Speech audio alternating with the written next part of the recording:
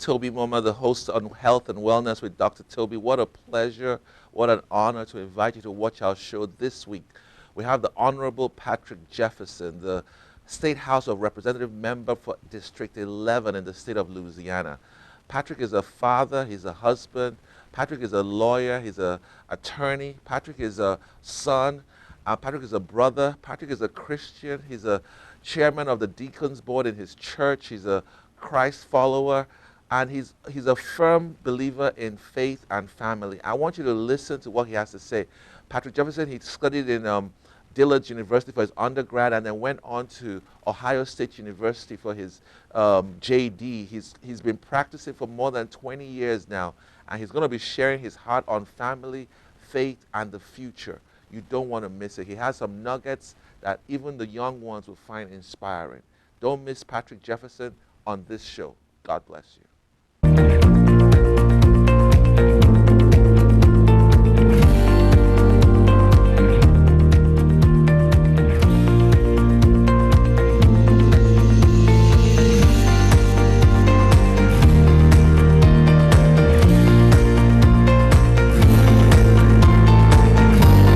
Hi, this is Dr. Toby, your host on Health and Wellness. Thank you for joining us on the show today. We have a remarkable guest.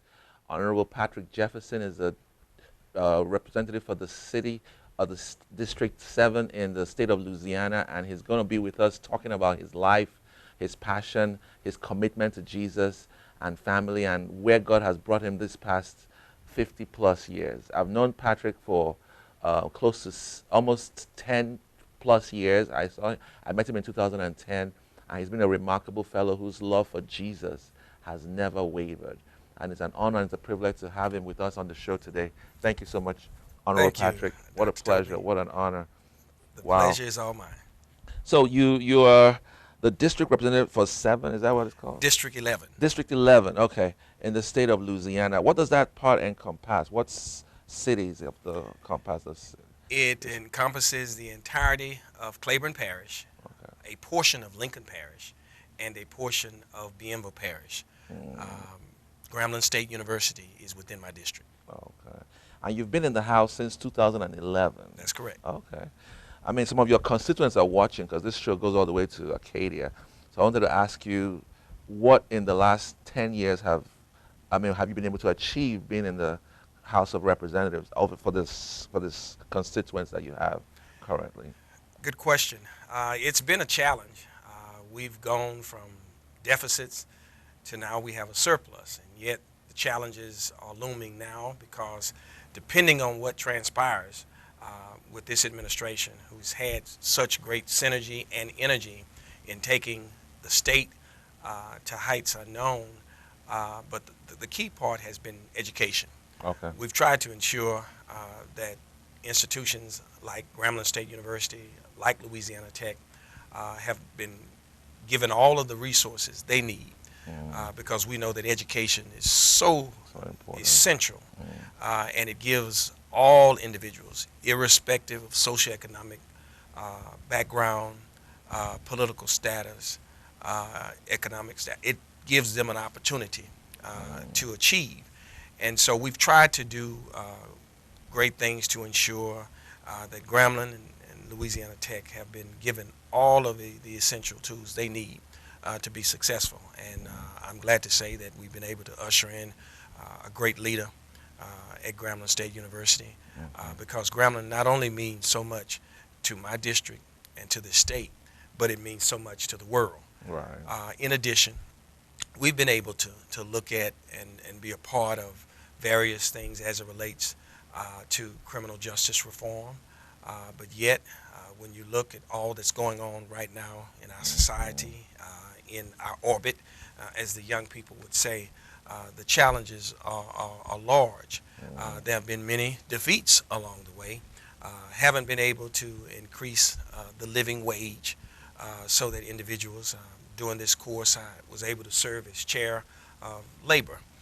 And yet, that was one of the things that I really was not able to accomplish. But we've continued to bring about that piece of legislation, trying to ensure that everyone has a right and an equal access, as well as the rights of women. Wow. But it's been a great ride. Mm. Met some wonderful people. The constituents of District 11 are just the greatest this side of heaven. And I've been tried to be accessible. I've tried to keep them informed, and I've tried to be their mouthpiece in Baton Rouge. Wow. You recently received an award in the House of Representatives from your colleagues. I don't know if the constituents know that, but I want you to just elaborate on what that award was for. Well, In a country that is so divided and, let me use the word, divisive. Yes. I think it's interesting that you got an award from both sides of the aisle. Yes, it's called the Doc Hudson Award, and if I tell you I was surprised beyond measure, it's basically a gentleman's award, a gentleperson award. That individual who every day, notwithstanding the divisive nature that you just mentioned, notwithstanding party politics, notwithstanding ideas and what have you, goes about in such a way that he or she garners the respect of both sides, Republicans, Democrats, as well as independents. So I was definitely surprised and humble, because every day when I go to work, every day when I represent District 11, I take with me my faith, I take with me all of the things that I have been taught, and I take with me every constituent in District 11. And so to be recognized by my colleagues, I truly cannot but say, to God be the glory. Praise God. Now, where did all this start? This all started in Arcadia, Arcadia, Louisiana. Okay. Give us a background of your home environment growing up. I mean, just in a nutshell, because you're talking to some 21-year-old guy who's divided between college and he feels the world has not been fair to him. And born and raised by a single parent, a wonderful mother in Arcadia, Louisiana, who every day and every summer poured into me the possibilities and how we could, or I could do anything if I trust God and I put my mind to it. My mother, who herself is a trailblazer, she has been such a great sacrifice and a great inspiration. But along with her was my grandmother, the late Beatrice Jefferson Hill, who there was nothing I needed. We did not have transportation, so when it was time to go various places off to school, we had to rely on relatives and friends. So this supplanted within me the need that we can't do whatever we're trying to do by ourselves. We are tied, interconnected, and interrelated to so many people. So that's where I got my start.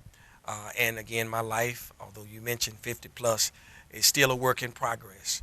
But it's all started in Arcadia, and it all started in my home church, Pilgrim Rest Baptist Church, and the rest is an ongoing project. so you went through Arcadia High School, Dillard's, Ohio State. I was looking through your resume. You never took a year off. You never, I don't know if you wandered out, or, you know, how Not kids at all. today say they want to find Not at all. themselves.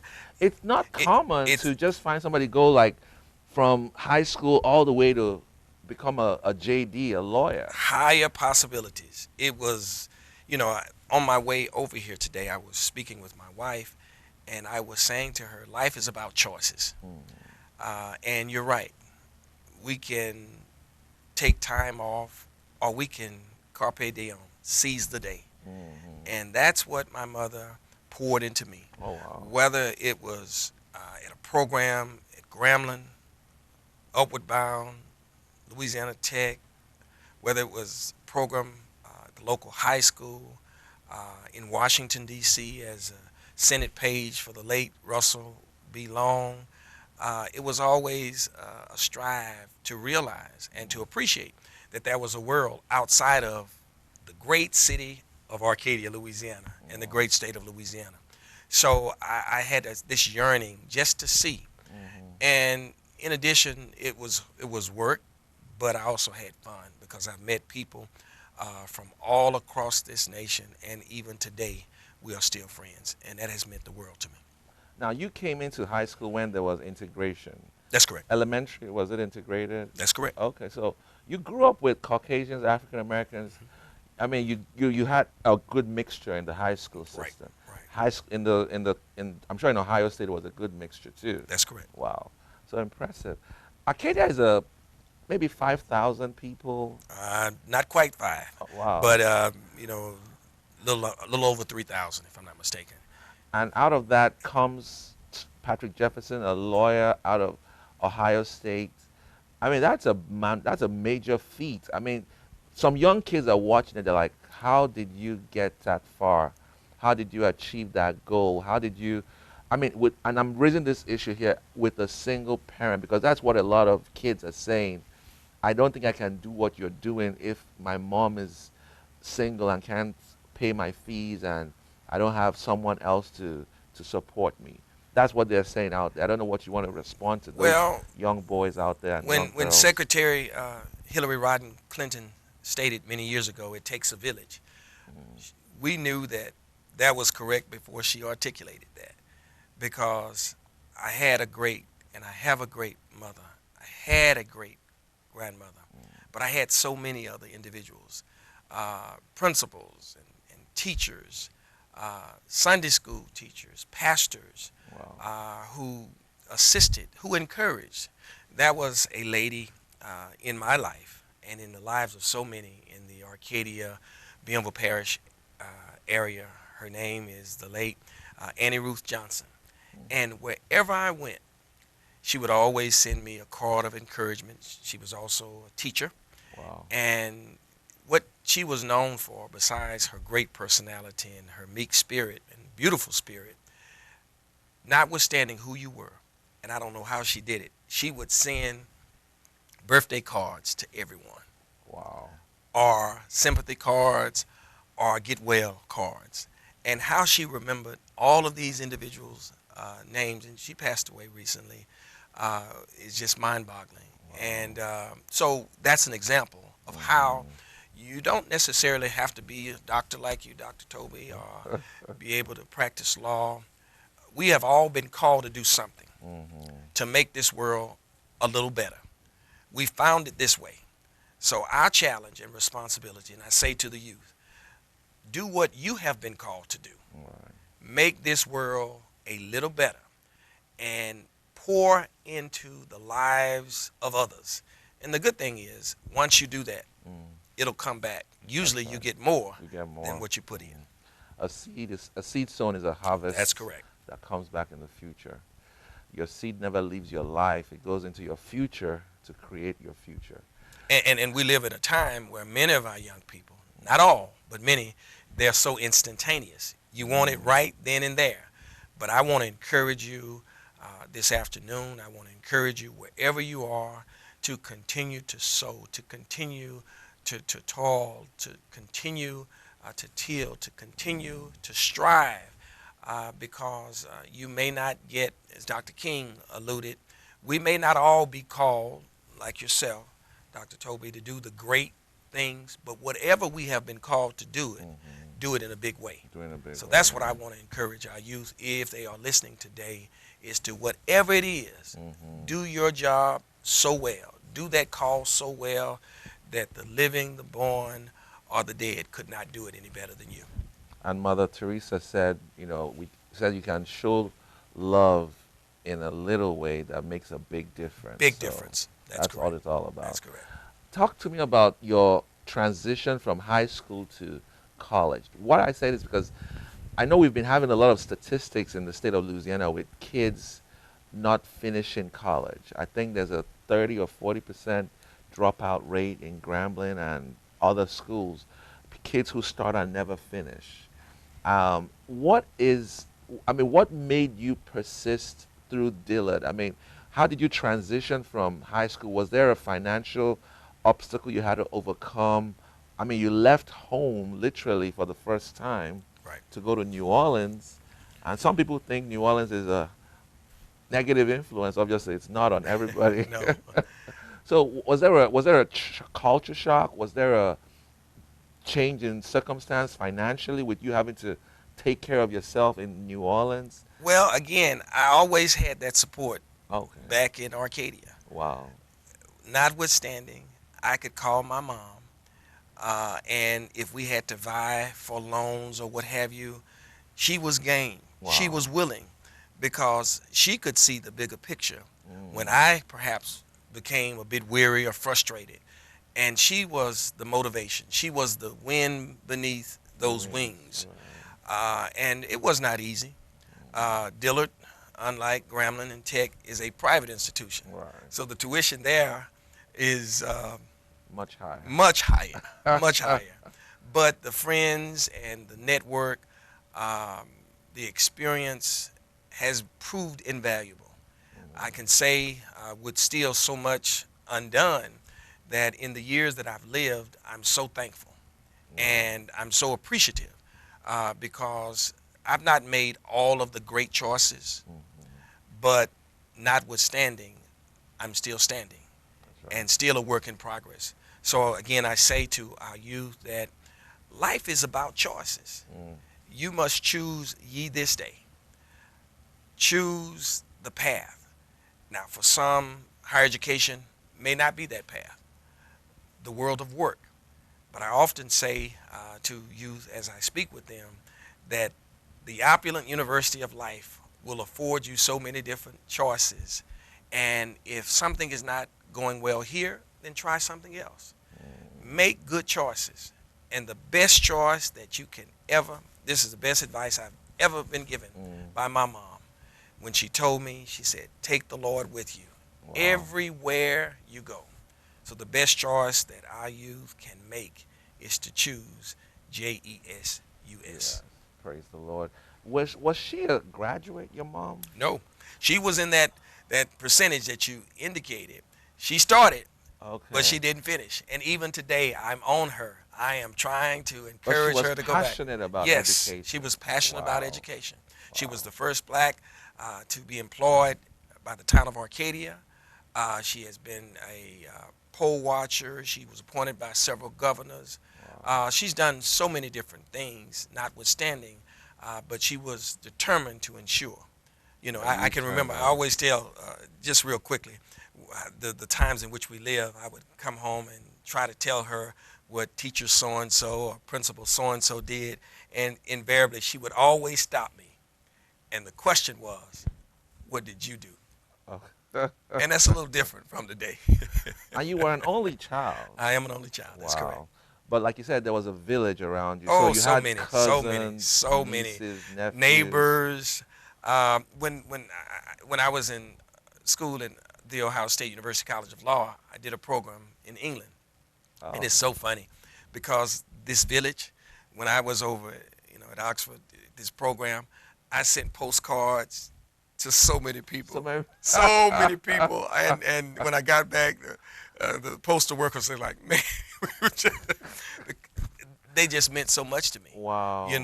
This lady I relayed to you and her sister, depending on if I'm in the paper, they would cut out all of the news clippings and what have you. So again, I had a village. I had a village, and I still have a village. Individuals encouraging, individuals praying for me, because you realize, although you have this village, that you're not everyone's cup of tea. Yes. But you're thankful that you have so many others who push us. And you mentioned me, Arcadia, again, has produced so many doctors, lawyers. When I went to law school, there were those before me, and they reached down to give me advice, to encourage me. People like Joe E. Williams, people like Thelma Price, who also went to the Ohio State University College of Law. People who were there to ensure that the path was made clear and gave us an opportunity. And even today, we've had individuals attended Southern's graduation this year. My cousin just graduated with a Juris Doctorate. And there were so many from those little areas like Arcadia, Farmerville, Homer, Gibbsland, Haynesville. So we've done pretty well. Wow. I want you to give the youth listening, give us one experience in your youth that maybe changed or challenged the trajectory of your life. we hear stories of young boys, in gangs or with sexual escapade, or and then they had a on the road to Damascus experience or something that turned their life from the wrong way to the right way. Did you have that kind of experience, or was yours just you were always on the right track? You never. I don't know about a Damascus experience, but I often say when I was in high school, I advised, just alluded to it a few minutes ago, and sent a communique to the office of the late Senator Russell B. Long, Okay. seeking to become a page.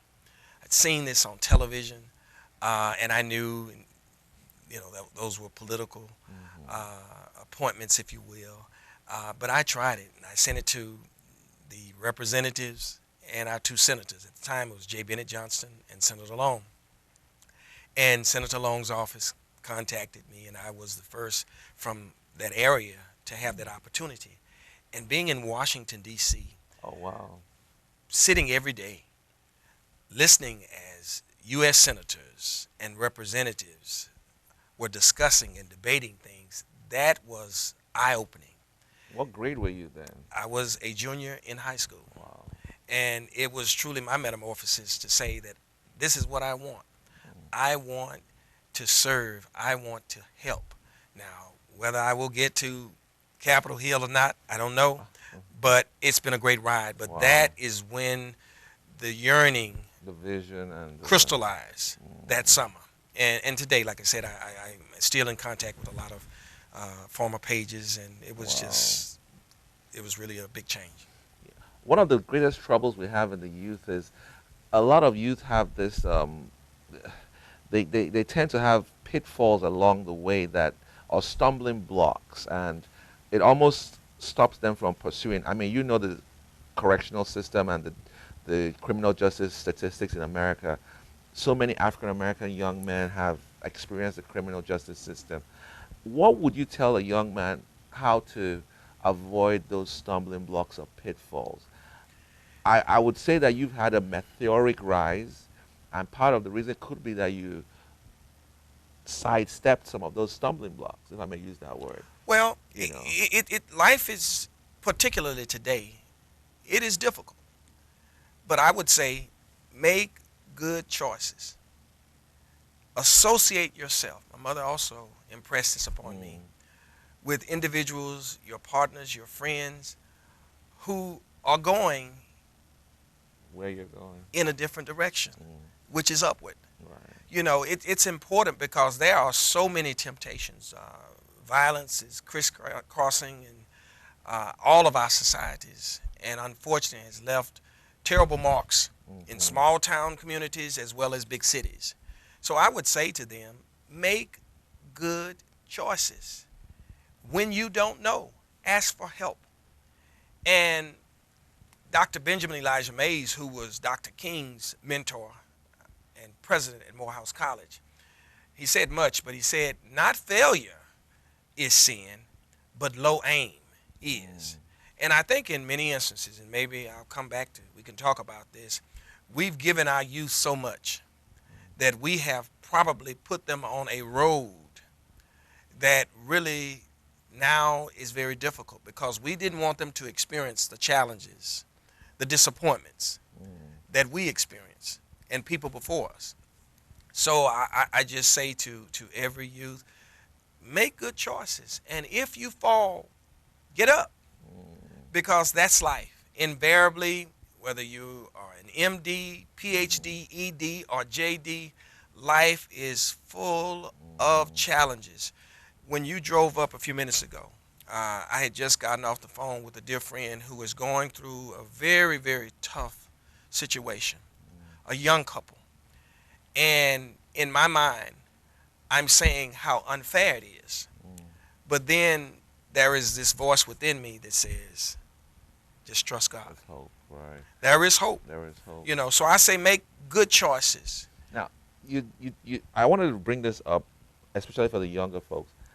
Your relationship with your father, did it affect you growing up? Not me. Again, and I'll say this in this regard. My mother never cast aspersions against my dad. To this day, I would say we have a great relationship. With his family, I have been fortunate. Every opportunity, every graduation, I would always include them because, notwithstanding, you know, she did not want me to use that as an excuse, Wow. but use it as a diving board, if you will, to higher possibilities. So I say again to the youth, notwithstanding, because again, the village is secure. The village is there.